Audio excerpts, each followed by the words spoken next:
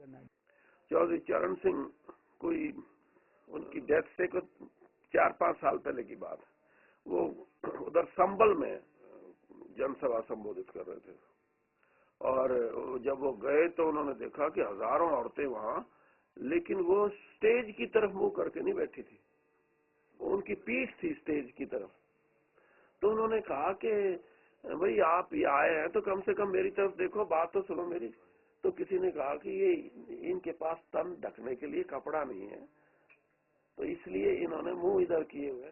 तो मतलब यानी ऐसे समाज को उसने, छोटू राम ने जो है अपने टाइम में उसको आत्म सम्मान देने के प्रयास किए कि तुम किसी से कम नहीं हो, तुम भी भगवान ने अगर इस पृथ्वी पे उतारे हो तो तुम्हारे भी अपने अधिकार हैं, हक हैं, जिनके लिए लड़ना सीखो, अधिकारों को हासिल करना सीखो। अगर धरती पुत्र हो तो धरती के मालिक बनना सीखो। ये सारी बातें उसने सिखाई। आपकी व्याख्यान देने की कला इतनी प्रभावशाली थी कि आपको सुनने के लिए लोग दूर दूर से पैदल चलकर आते थे। आप घंटों भाषण देते रहते और अपने श्रोताओं को मंत्रमुग्ध रखते। आप गतिशील व्यक्तित्व के राजनीतिज्ञ थे। पंजाब के लोगों के लिए दीनबंधु चौधरी छोटू राम सदैव सर्वोपरि ही रहे। आपके सामने आपके पूज्य पिता चौधरी सुखीराम जी को लाला ने पंखा खींचने के लिए कहा तो आपको बहुत गुस्सा आया और लाला को फटकारते हुए पंखे की रस्सी लाला के मुंह पर दे मारी। इस घटना ने भी बालक छोटू राम के जीवन को नया मोड़ दे दिया था। तेजस्विना स्वभावो ही सहन्ते नापमानते, अर्थात तेजस्वी जन कभी अपमान सहन नहीं करते। गाजियाबाद रेलवे स्टेशन पर ख्याति प्राप्त सेठ छाजू राम का मिलना और आर्थिक सहायता का आश्वासन देना भी मानो अकस्मात देवता का रूप मिलना है। बाद में आपने भी अपनी कमाई का अधिकतम हिस्सा गरीबों की पढ़ाई में लगाया और कृतज्ञ होकर सेठ जी के उपकार को जीवन भर मानते रहे। मैंने ऐसा इंसान जिसने गरीब बच्चों की मदद करी हो, पढ़ाई में हर कास्ट के लड़कों की मदद की हो, जिन्होंने ये लोग शेड्यूल कास्ट के कितने आदमियों को उन्होंने जागीर, लैंड जागीर दी, मुरब्बे दिए। तो मुझे आज तक भी याद है उन्होंने कहा था कि मैं उनका बंदा बनूंगा जिनको खुदा के बंदों से प्यार होगा। असल शेर तो उनका है, यूं तो फिरते हैं लाखों बड़ों में मारे मारे, मैं उनका बंदा बनूंगा जिनको खुदा के बंदों से प्यार होगा। आर्थिक स्थिति और घर की जिम्मेदारियों को समझते हुए काला कांकर के राजा रामपाल के यहाँ नौकरी की। थोड़े समय में ही राजा रामपाल आपके कार्य से इतने प्रभावित हुए कि आपको महत्वपूर्ण जिम्मेदारियों के साथ अंग्रेजी अखबार हिंदुस्तान के संपादक का कार्य भी सौंप दिया। लेकिन यह क्षेत्र आपके लिए बहुत छोटा था और आप आगे ही बढ़ते रहे। चौधरी भानीराम गंगाना की प्रेरणा ने और चौधरी बलदेव के जीवन दान तथा चौधरी मातूराम, डॉक्टर रामजी, सेठ छाजूराम, चौधरी लालचंद और चौधरी जुगलाल आदि के सहयोग से जाट एंग्लो संस्कृत स्कूल की मार्च 1913 में स्थापना हुई। आप इसके सचिव बनाए गए तथा स्कूल का संरक्षण एवं परिवर्धन सन 1921 तक करते रहे।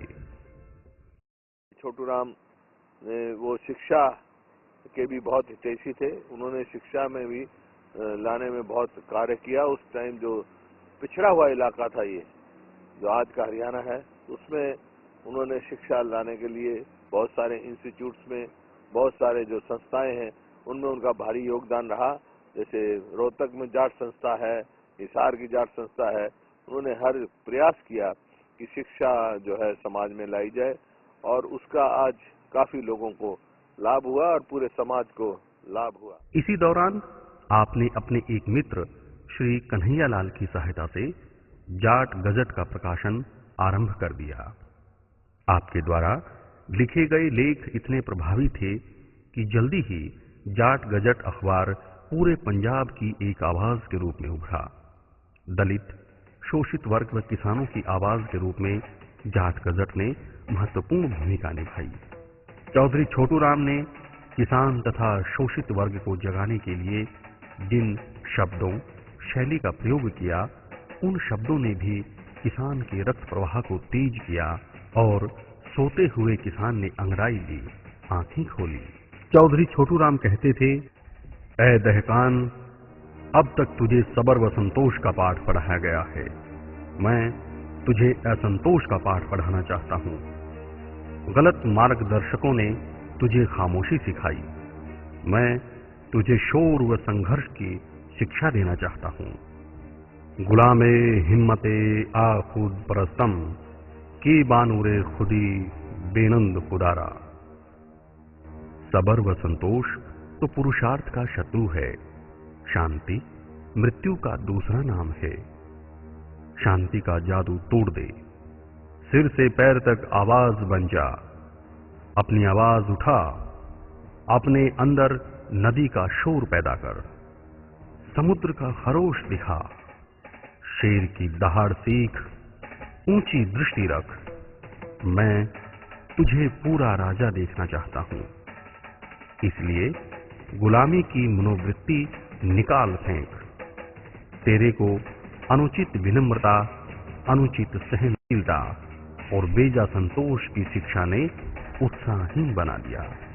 इसलिए ऐ जमींदार, मैं कहता हूं, गुलाम न बन, मालिक बन, बंदा न बन, स्वामी बन, खादिम न बन, मखदूम बन, मालिक बन।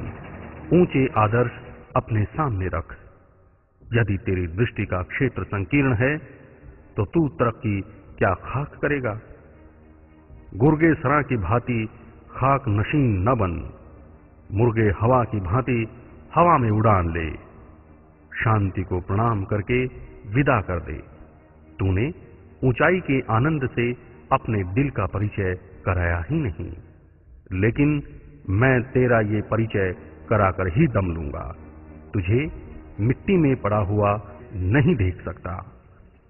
यही आईने कुदरत है, यही असलुबे फितरत है, जो है राहे अमल पर गाम जन महबूबे फितरत है। अर्थात प्रकृति का यही विधान है और यही प्रकृति का तरीका है कि जो पुरुषार्थ करता है वही प्रकृति का प्यारा होता है। ऐ किसान, चौकस होकर रहे, चौकन्ना बन, होशियारी से काम ले। ये दुनिया ठगों की बस्ती है और तू हर जगह ठगा जाता है। कोई तुझे पीर बनकर लूटता है, कोई तुझे पुरोहित बनकर, कोई तुझे शाह बनकर लूटता है, कोई ब्याज से और कोई आढ़त से तुझे ठगता है। इनसे बच, हंगामा करके शस्त्र लेकर कर्म युद्ध में कूद पड़ और अपने दुश्मन के छक्के छुड़ा दे।